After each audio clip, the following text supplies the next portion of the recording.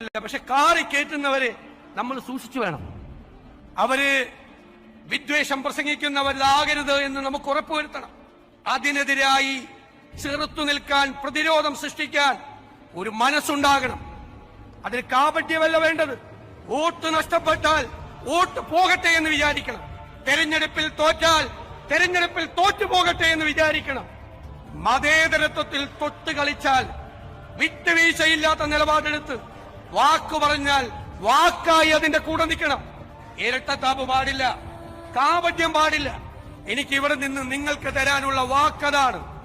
തെരഞ്ഞെടുപ്പിൽ തോറ്റാലും നിരവധി തെരഞ്ഞെടുപ്പുകളിൽ തോറ്റാലും മതേതരത്വം ബലികഴിച്ചുകൊണ്ടുള്ള ഒരു കോംപ്രമൈസിനും തയ്യാറാവില്ല.